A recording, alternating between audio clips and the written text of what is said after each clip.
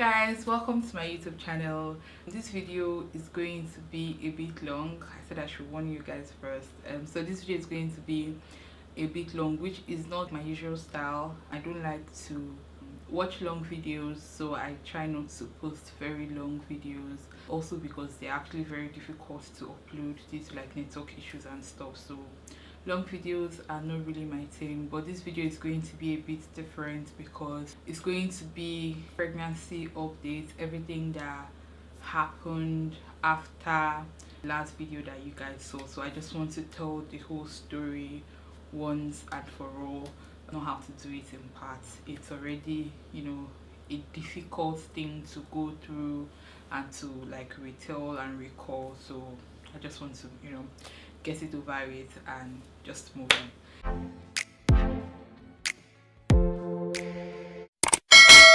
So the last pregnancy update video that you guys saw, you saw my first trimester update.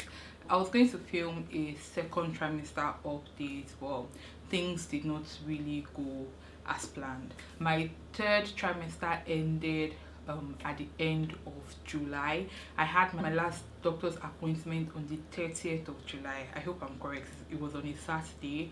The last Saturday of July. It should be 30th of July. Everything was good. I think we did an ultrasound. We went through like all of the tests I was supposed to do. The doctor looked through everything. Everything was fine. My baby was kicking well. He was measuring like the normal height, length or weight or whatever he was supposed to measure. He was good and everything was fine. We were hopeful. I was entering my third trimester. Things are beginning to get a bit difficult, but we were nearing the end and there was hope. On the 1st of August, which was 2 days after, I woke up to what was a nightmare. It was around 5 a.m. ish. I was sleeping, obviously. Then I felt a gush of liquid just leave my body and I jumped out of bed because I thought I had like wet the bed. Yeah, that was what I thought at first, but the water just kept dripping and like it was a pool, way more than like normal urine. So like I knew it wasn't normal, so immediately I screamed and I started shouting like, my baby, my baby. In the process, my husband, who was sleeping beside me, woke up as well. He was like, what is this? By the time he saw, like, I was shouting my baby, so it got him scared, I guess. He himself became frantic, so he was running from one end to the other. Me, I was just on the floor screaming my baby. I actually thought like I was having a miscarriage. That was like the first thing that came to my mind, that I was losing my baby. So I kept screaming that, and he was going from one end of the room to the other.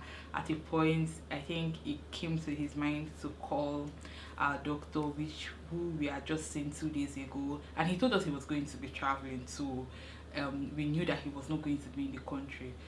So when we called him, he was asking questions like what was the color of the urine, what is the quantity, is there any sort of blood in it, is it drawing? So he just kept asking all those medical questions. At a point he was like, we should go to the nearest hospital. That was how we stood up. I just threw on something and we drove to the hospital. My husband was driving like a mad person, but you don't blame him.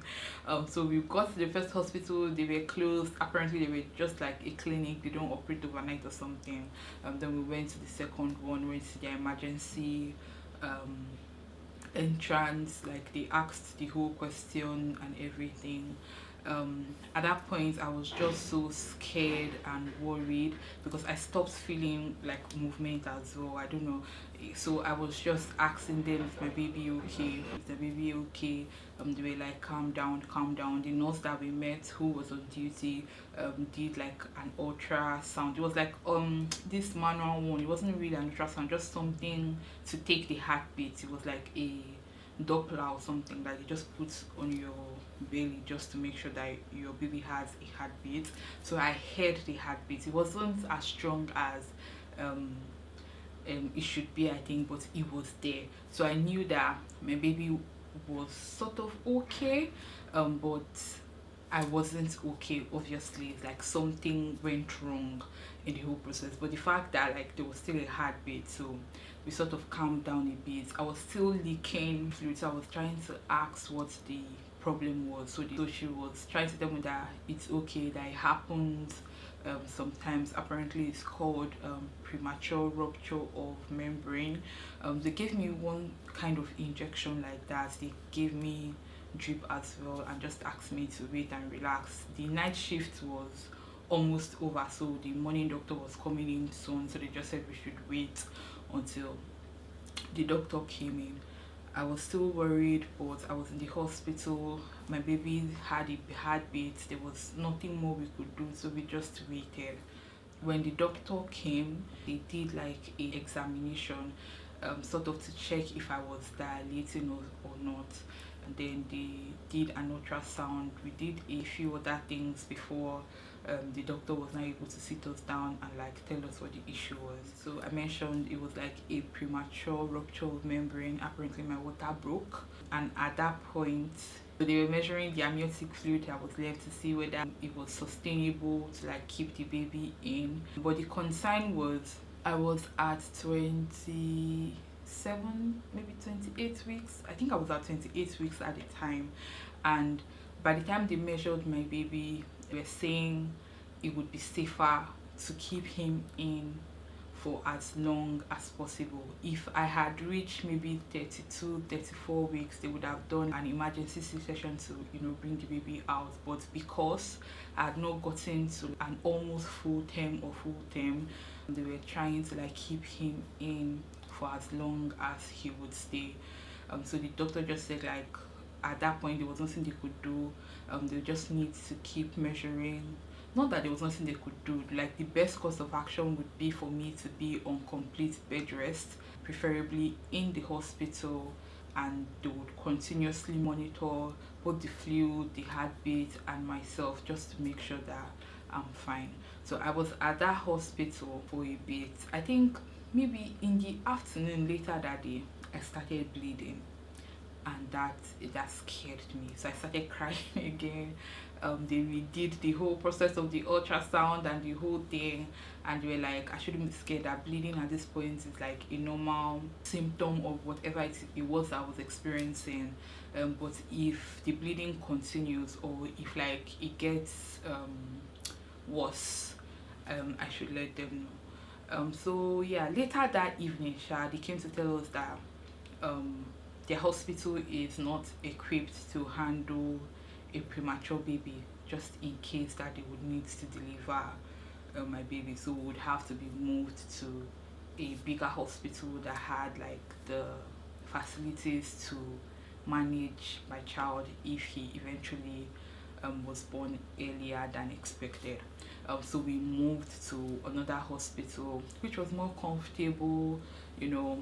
I was on complete bed rest, so I needed like the comfort and everything. So yeah, that was it. That was like the situation that it happened on the 1st of August, and I was in the hospital for a very long time. I think over 2 weeks. In the course of that period, all that was happening was like continuous monitoring, heartbeat checking, making sure I was okay as well. During that time I eventually ended up catching malaria, in the hospital. I treated for malaria. There were like a few bits and pieces of things that happened in between like that 2 weeks, but it was all fine. Overall everything was fine.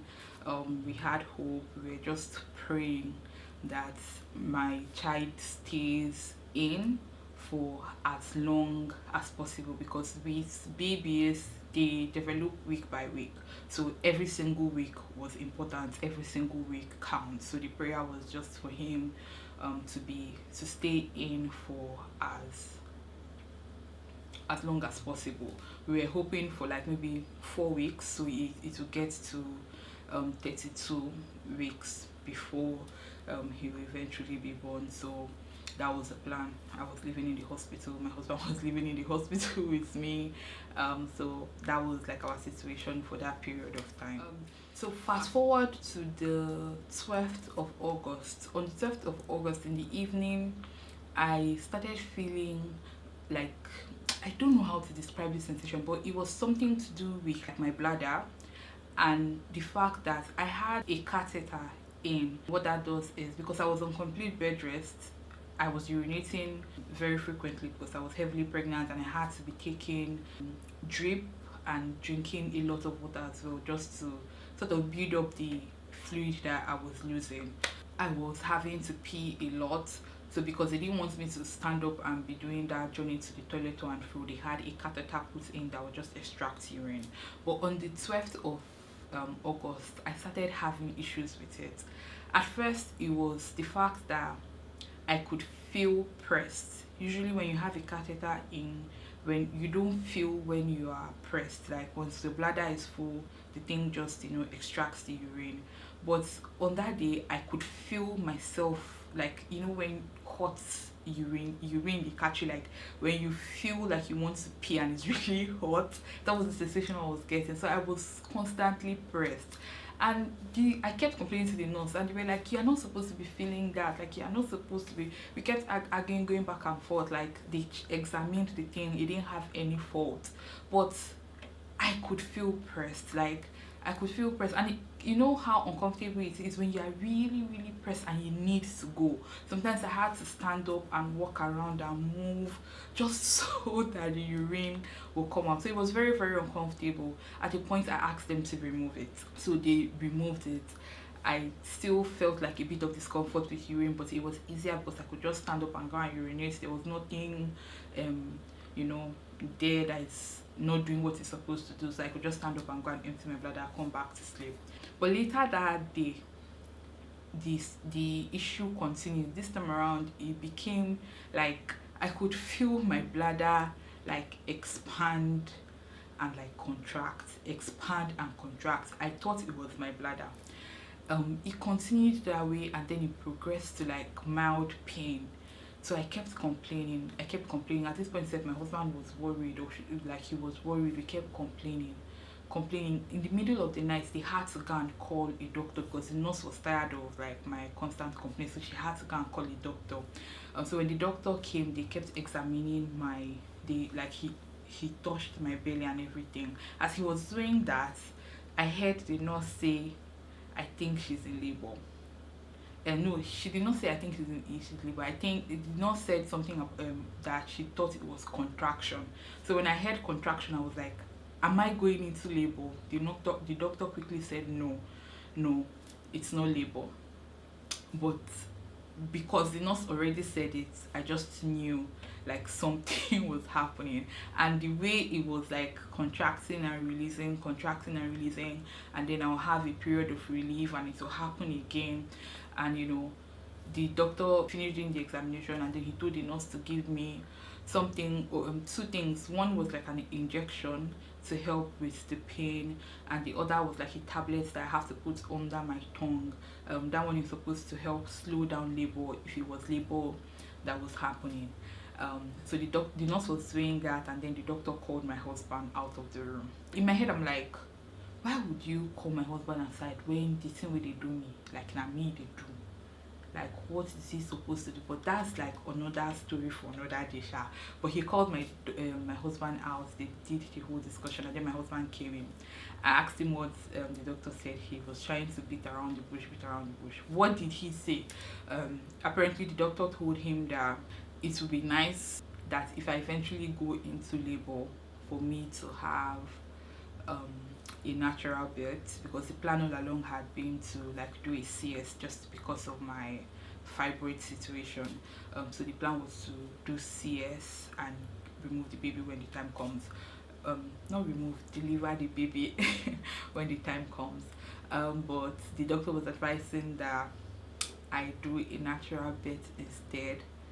I asked him why, and he said because he's concerned that if I give birth with CX and my baby does not survive, I would have to be recovering from two things.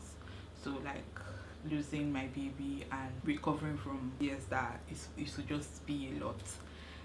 Which was what confirmed like my annoyance in the first place. If there was a decision like that to make, do you not think that it is important to tell the person that is going through it? If that was a situation, would I not be the one to decide what but that's, like I said, it's a discussion for another day.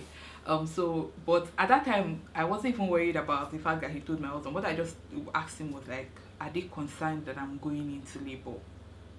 Our baby is not yet big enough. We don't know if he's measuring well enough. Is he going to survive? That was like my question. That was my concern at the point. My husband was like, I should not worry about that everything is going to be fine. My husband is a very annoyingly positive person, by the way. So he just kept that positive spirit. For him, everything was going to be fine. Like everything was going to be fine. We've gotten to this point. There's like, we are here. This hospital is prepared to handle like whatever it is. The worst case scenario, he's going to be born premature and they can handle it. He's going to be fine. So that was the hope. But they were still denying and not telling me that I was going into labor. So we kept trying to manage the pain that I was feeling. The injection that the nurse gave me helped a lot. Not even a lot. It helped a lot for a short period. That's what I should say. So when she gave it to me, I think it was like a morphine sort of injection, because it was those sort of injections that make you like hallucinate, but you are just in like a chill zone. That was the sort of thing that they gave me, sha. So I was talking rubbish. I was zoning into sleep as well. So I was good for a bit. But by the time it was daybreak, it got very, very bad. The night shift doctor already told the morning one what my situation was. So they came in to my room as soon as they resumed. They came with their ultrasound. They came with like a bunch of women. And when they came in, I was like, what are all these people doing here? The doctor did the ultrasound. I could hear my baby's heartbeat. That was all I was concerned about. He was fine.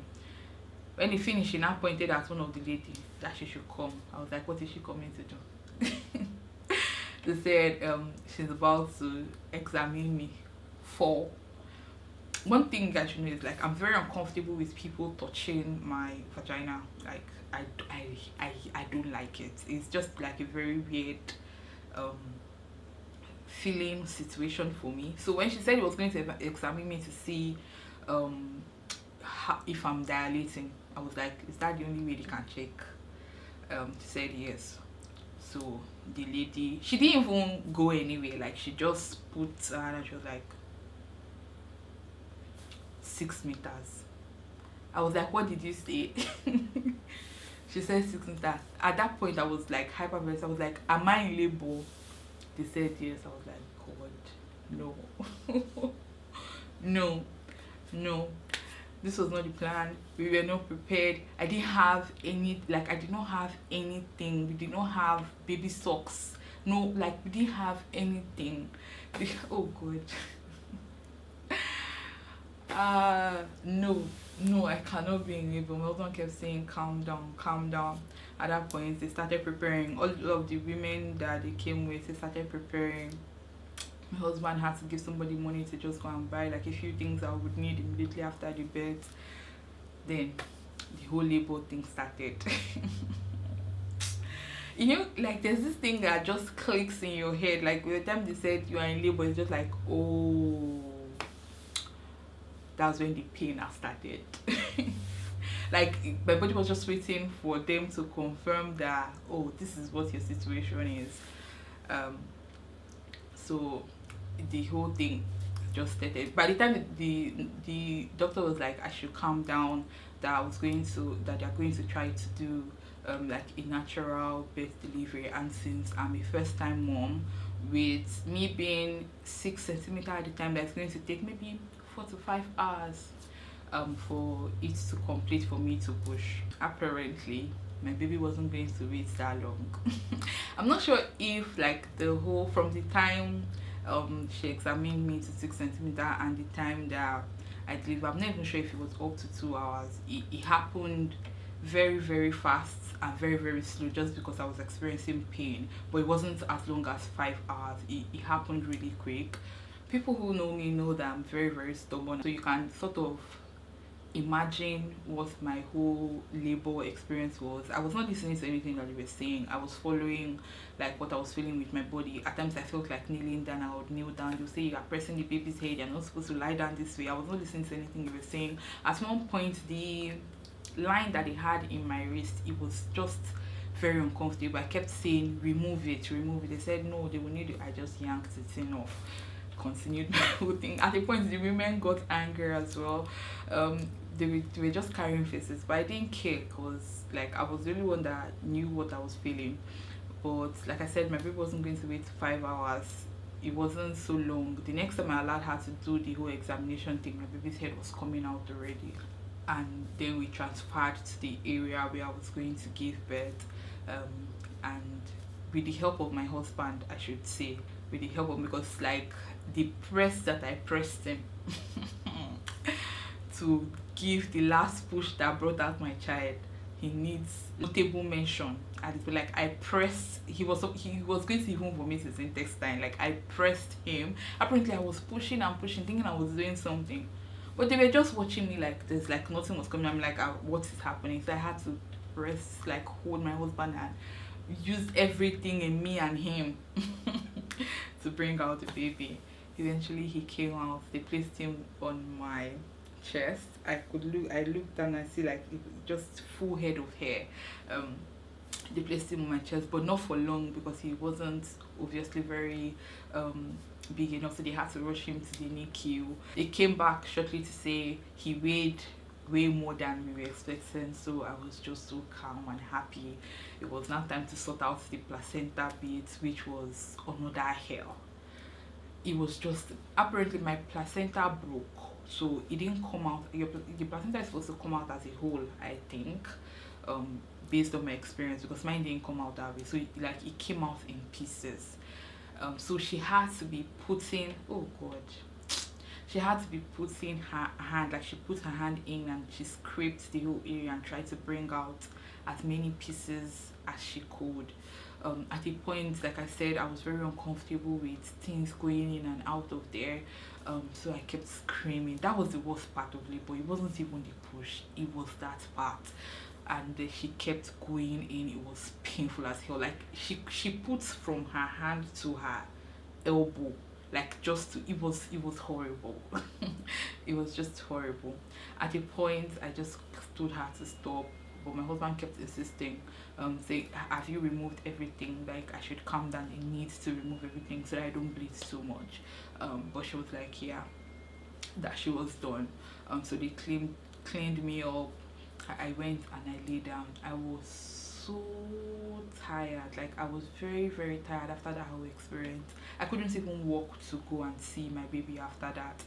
So I lay down for a bit. I just lay down there. I was trying to go to sleep, but I wasn't I wasn't, like sleep was not coming. So I was awake, but I was just trying to rest for as long as I could. So I just lay down there and I rested out. My husband, I pursued him to go and see what they are doing with my child, so he was with them making sure that they had everything that they need, and the child was okay. Labor was over. I had given birth. My child weighed way more than we thought he would. He was fine, he was healthy, he didn't have like any defects or anything. He was like a beautiful child and he was doing fine, but I wasn't. After I gave birth, I didn't feel like myself. It just felt like the thing happening to me was just foreign. I was constantly tired. I couldn't walk from my bed to the bathroom, which was like in the same room. I was lying down a lot. I couldn't do much. I kept complaining. I was running temperature as well. I kept complaining and they were like, maybe it's malaria. They took my blood sample for malaria test. It came back, it wasn't malaria. I was trying to manage myself. As often as I could, I would walk to the NICU to see my child. and get back. I was recovering from giving birth, and the whole situation was just, it was a lot. um and then it got worse when I had to start breastfeeding. I didn't go into it naive.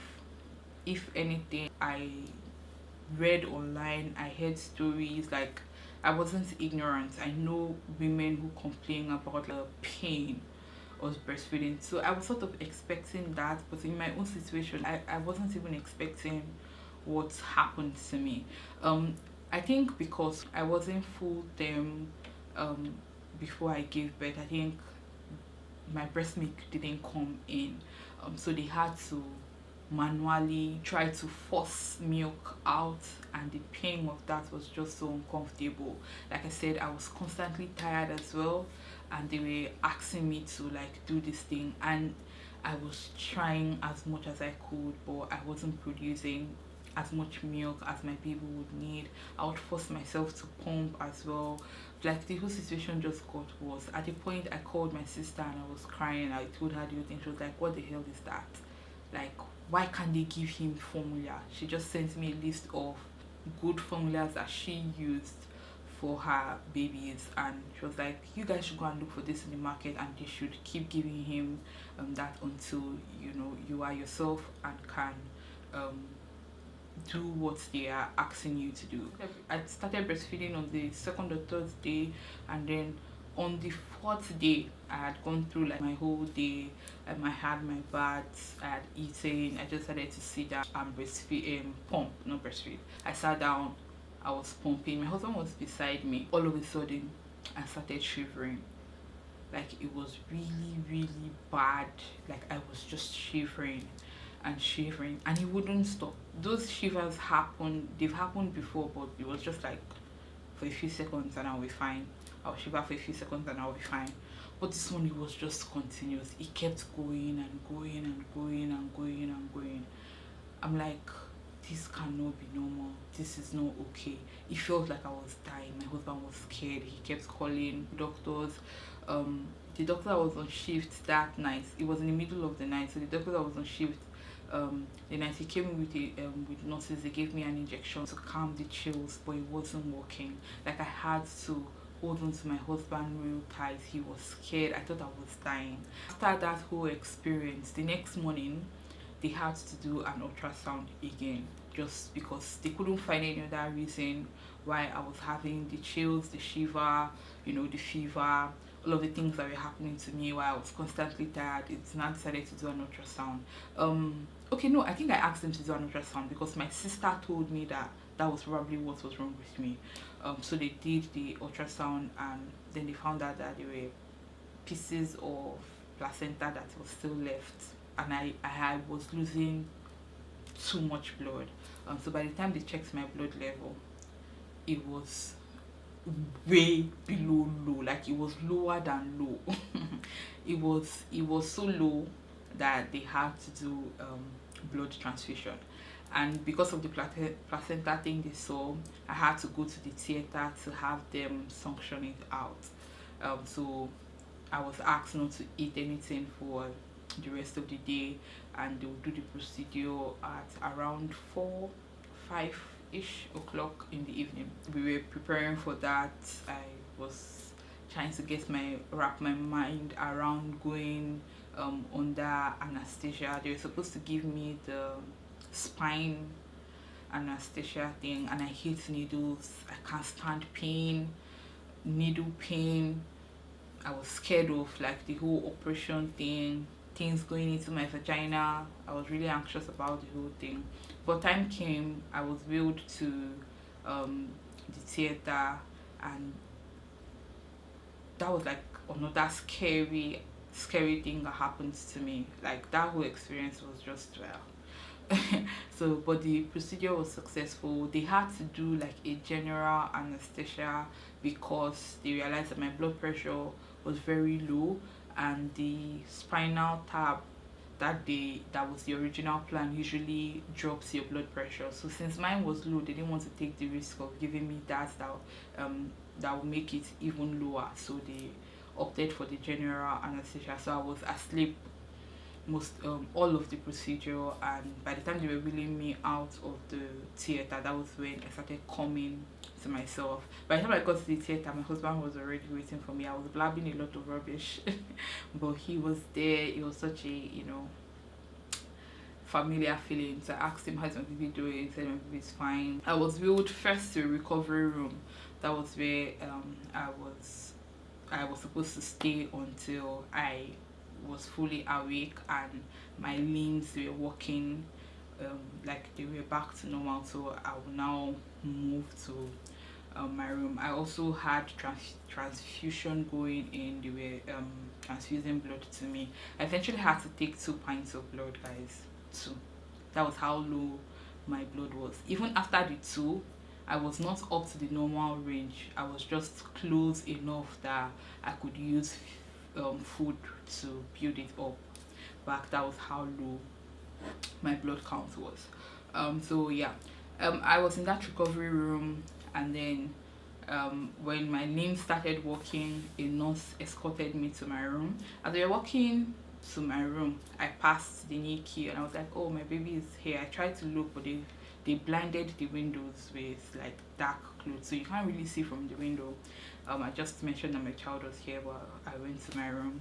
By the time I got to my room, there was food waiting for me because I had not eaten all day because I was waiting for that procedure. I just sat down, I ate, I drank. I was playing this victory song on my phone. See what the Lord has done. That Nathaniel Bassey one. I was playing it. My husband was lying down, and his eyes were really red. So I thought he was sleeping when I came in. So when I came in, he asked me, how am I doing? Do I feel any better? How I was strength wise. But he was weird, so I thought something was up, but I didn't think it was like a serious thing. He was just unusually very quiet. So I continued eating and singing. Then at a point he started going in and out of the room, in and out of the room. I was like, what is wrong with you? I didn't say it out loud, but he just kept going in and out of the room. On one occasion he was outside for very long. I was now wondering, at this point it was like late in the night, there's no reason why you should be outside, we don't have any visitors. So I called him and he jokingly said, no, only me married wife, what is it? I told him, where are you? It's late. He now said his friend was outside at the parking lot. I was like, oh, okay, I know the friend that he was referring to. So he came in, he showed his face, and then he went back again. I didn't see it as anything. By the time I had finished eating, he came back in. I asked him if he had seen the baby that evening. He said yes. I asked him, how is he? How is the baby doing? Is he feeding fine? Is he still moving around a lot? My baby was just like, he was a gangster. He kept pulling all of the lines that they put in his hand. They had to redo the thing. At a point they stopped putting it in his limbs, like his hand and his legs. They had to put it in his head, like scrape it out of his head to put it, because he just kept pulling the things out and they didn't have any vein left to use, so they resulted to the head. He was that active and loud. So I asked him and he said everything was fine, and I think I went to sleep. When I woke up the next morning, I felt a lot better. Like I could see, like I could feel like myself. I could walk and not lose breath. Like I felt like me, I felt fine. But my husband was still weird. It was still very weird. When I asked him the night before if I could go and see my baby, he said no. So that morning he said no, that I needed to finish the blood that they were transfusing, that I couldn't take that into the NICU, that I needed to finish doing that before I saw the baby. I was like, that makes sense. Then the next morning the doctors came, they examined me. I still had to take more blood, so I had to wait again until that one finished. By the time I was done with the second pint of blood, I was like, okay, it's time. Now let me go and see my baby. Then he sat beside me. That was when I knew something was wrong. I was like, can we go now? He said no. I said why? He was like, they moved him to another wing of the hospital. I was like, why? He said he had a complication. What sort of complication? He didn't have any details. um is he conscious? Like, is he in a coma? Was he conscious? I think he told me that he was in a coma. He just kept answering very weird answers. They were not even aligning. At a point I had to say, is he, oh god, I don't want to be the one to say this with my mouth, is he, like, is there any point praying? Is he still alive? Is my baby dead? And he nodded his head, and it just felt like, oh god, I'm trying. I've gone this far without crying. I can't cry. I really cannot. But yeah, when he nodded his head, and he was like, that was it. Like, it just felt like my world ended, and I just, busted out crying and crying and crying. In the beginning, it just felt like it's something that we could redo, or like I could redo him. And I'm like, what can I do to bring him back? Like, he cannot just be gone. He was here. I gave birth to him. He was doing fine. Like, we held him. He was here. What can we do? He cannot just be gone, like, forever. I'll not be able to see him again. I asked him if I could see him. He said no. And right now, I'm actually glad that he didn't allow me see, like, the body, because all of the memories that I have are like him being alive, him being active, and him being like a child. I don't have any bad images or anything. I don't have his picture as like my screensaver, because that's all of the memories I have. I'm really, really glad that he didn't let me see the body, because I don't know. I don't know if I'll be able to handle it. But he said no, and we just cried and cried and cried. That day, I really couldn't speak to my mom, because they were burying a family member that died. So my siblings, my parents, were actually in our hometown burying my auntie. So I couldn't speak to her. At that point, I didn't even know that my husband had already called my mom and told my mom. So the next best thing I could do was to call my sister. Oh god. And when I told her, it was just so weird. But yeah, we cried. At the point, I had to be the one consoling her, because in my head I'm like, the way she was screaming and crying, I had to be telling her, stop, stop. But yeah, that's how everything happened. I had to stay in the hospital for that night, because I still had treatments that I was receiving. But when my original doctor came the next morning, he was like, I know you don't want to be here. I said, yes, I do not want to be here. And he was like, I shouldn't worry, that they were going to take my blood count, and if he's comfortable with the number, they are going to move all of my drugs to tablets, like all of the intravenous ones to tablets, so that I can leave the hospital. I was really, really grateful for that. Like, I was really, really grateful for that. So I didn't have to stay in the hospital longer. They took my blood count. It was nice, and we got discharged from the hospital, and we went home. And that's the end of it, guys. It's been an experience. I'm still recovering. For weeks, months even, like, it was hard to sleep, to do anything and not remember. I broke into tears in the middle of the day. It's just such a very weird experience. I don't think before now, I have lost like people, family members and stuff, but like I don't think that I've felt this sort of pain and loss ever, and I don't think that there's any pain or loss that comes close to this. Like I literally lost my child. It's not something that you can explain. It's not something that you get over. It's just something that you learn to live with. Like you can see, sometimes I still cry about the whole situation. I remember it every single day. You know, it's just, I don't know how to explain the feeling. It's just, I pray that no mother has to, you know, go through this thing. But life is life, you know. Things happen. Um, this does not define me. It's just part of life and part of my story. Beautiful things are still ahead, and I have to, like, you know, pick myself up and go through life. I can't kill myself. I really cannot kill myself. Yeah, so that's it for this video, guys. I don't think there's anything else that is left to say.